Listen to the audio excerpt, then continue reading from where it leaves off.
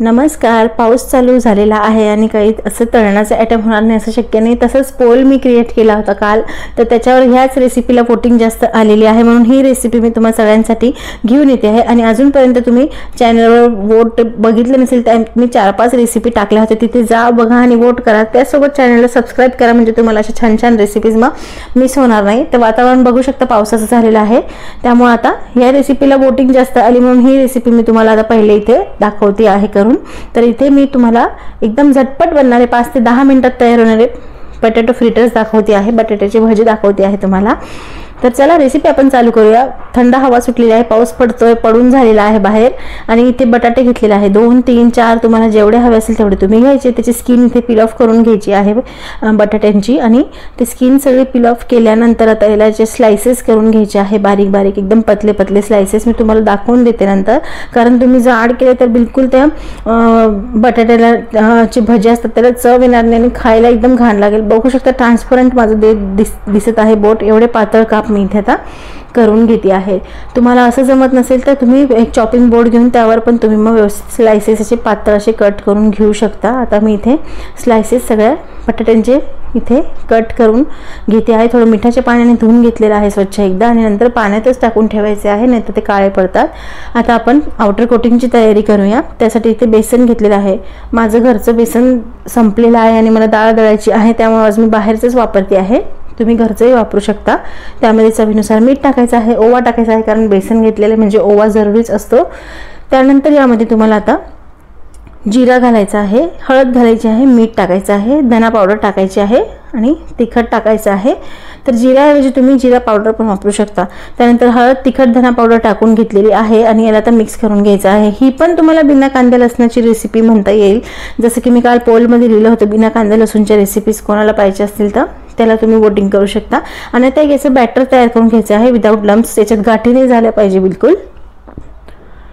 तर थोडं थोडं पाणी टाकून मी आता याचं इथं बॅटर तयार करून घेते आहे. कन्सिस्टन्सी तुम्हाला व्हिडिओमध्ये मी दाखवते बॅटरची कशी पाहिजे, कारण जास्त जाड तुम्ही घेतलं तर ते भजी बिलकुल चांगले लागणार नाही. याला पातळ वरची कव्हरिंग होण्यासाठी तुम्हाला कन्सिस्टन्सी थोडीशी पातळ ठेवावी लागेल. तर आता इथे तेल गरम करत ठेवायचं आहे. तुम्ही अजूनपर्यंत मनीज रेसिपीला सबस्क्राईब केलं नसेल तर लाल बटन दाबून सबस्क्राईब करा आणि बेलच्या आयकॉनला प्रेस करा, म्हणजे माझ्या रेसिपीज तुमच्या मिस होणार नाही मी ज्या पोस्ट करते त्या. आणि आता इथे बटाट्याचं इथे एक एक जे स्लाइसेस पाण्यात ठेवले आहे ते यात टाकून घ्यायचे आहे. आणि तुम्ही आता असं चमच्याने याला तळू शकता, चमच्याने टाकू शकता म्हणजे, किंवा मग सरळ हाताने पण तुम्ही याला टाकू शकता जर तुम्हाला हाताने टाकायचं असेल तर. पण ऑलरेडी मला आधीच आंब्याचा रस बनवून ठेवला होता वर्षभराचा, त्यामुळे मला फार जोरात चटका बसलेला आहे, त्यामुळे मी आता हे चमच्यानेच टाकणार आहे. आमरसाचा तुम्ही व्हिडिओ पाहिला नसेल वर्षभर साठवणीचा तर नक्की बघा. आणि अजूनही वेळ गेलेली नाही आहे, तुम्ही बनवून ठेवू शकता आंबे आणून. लिंक मी तुम्हाला व्हिडिओच्या शेवटी देते आहे.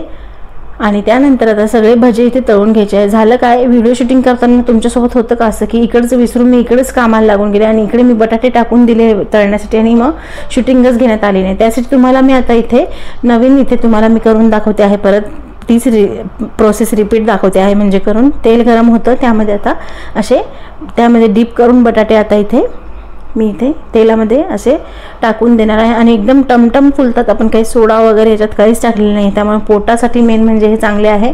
डायजेशनचा पण प्रॉब्लेम होणार नाही आणि घरगुती बनवले आहे. शक्यतो पावसाचं तुम्ही बाहेर खाऊच नका, कारण इतकी घाण अनहायजीन असतं आणि घाण पद्धतीने बनवतात हॉटेलचं आणि बाहेरचं स्ट्रीट फूड. त्यामुळे घरीच तुम्ही असे झटपट रेसिपी ह्या बनवू शकता. तर आता सगळे भजी मी इथे जेवढे हवे तेवढे ते तळून घेतलेले आहे. प्लेटिंग करून घेऊया.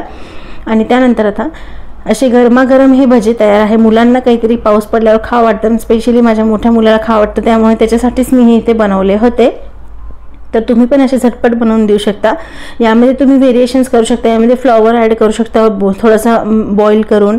आणि दुसऱ्या पण तुम्हाला भाज्या आवडत असतील तर भेंडीचे पण छान लागतात. भेंडीचे स्लाइसेस करून ते पण तुम्ही बनवू शकता. नक्की करून बघा. वेगवेगळ्या पद्धतीने भेंडीचे पण खूप छान होतात. तर आता हे भजे इथे मी तोडून दाखवते तुम्हाला. एकदम मस्त असं शिजल्या गेलेलं आहे आणि वरतून असे कुरकुरीत पण झालेले आहे, टमटम पण फुगलेलं आहे एकदम. आणि तोडून दाखवते मी तुम्हाला आता एक भजा इथे. आणि आतमध्ये पण व्यवस्थित शिजलेले आहे. त्यामुळे पतले काप घ्या तुम्ही. जर जाड काप घेतले तर एकदम खाण्यासाठी पण ते भजे चांगले नाही लागणार. आणि आउटर कोटिंग पण तुम्ही थोडीशी पातळ ठेवा, म्हणजे ती घट्ट अशी कडक होणार नाही आउटर कोटिंग तुमची. तर ह्या सगळ्या टिप्स ट्रिक्स तुम्हाला आवडल्या असतील तर व्हिडिओसाठी एक लाईक होऊन जाऊ द्या. आणि व्हिडिओ आवडल्यास जास्तीत जास्त शेअर करा. सोबतच चॅनलला लवकर सबस्क्राईब करा. मी आता खाऊन दाखवते. पॉज पडलेला आहे गरम गरम. यासोबत तुम्ही हिरवी चटणी पण करू शकता, पण सॉस सगळ्यात बेस्ट आहे की जास्त काही करावं लागत नाही. त्यामुळे सॉस सोबत तुम्ही हे खाऊ शकता. आणि पाऊस मस्त पडून गेला आहे, थंड झालेला आहे बाहेर सगळं. आणि असे गरम गरम भजे, त्यानंतर चहा. बरं, तंदुरी चहाची रेसिपी तुम्ही माझी पाहिली नसेल तर ती पण तुम्ही पाहू शकता. एकदम मस्त लागतो.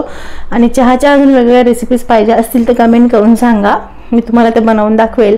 तर आता आम्ही तर इथे भजे खाणार आहोत. तुम्ही पण खा. खूप मस्त झालेलं आहे. तर अशा छान छान रेसिपीज पाहण्यासाठी तुम्ही चॅनलला लवकर सबस्क्राईब करा. व्हिडिओ जास्तीत जास्त शेअर करा. आणि त्याचबरोबर अजून तुम्हाला काही रेसिपीज बघायच्या असतील तर कमेंट करून सांगा. तर आता ही रेसिपी नक्की तुम्ही करून बघा. तोपर्यंत भेटूया पुढच्या छानशा नवीन वेगळ्या रेसिपीसोबत. Bye bye.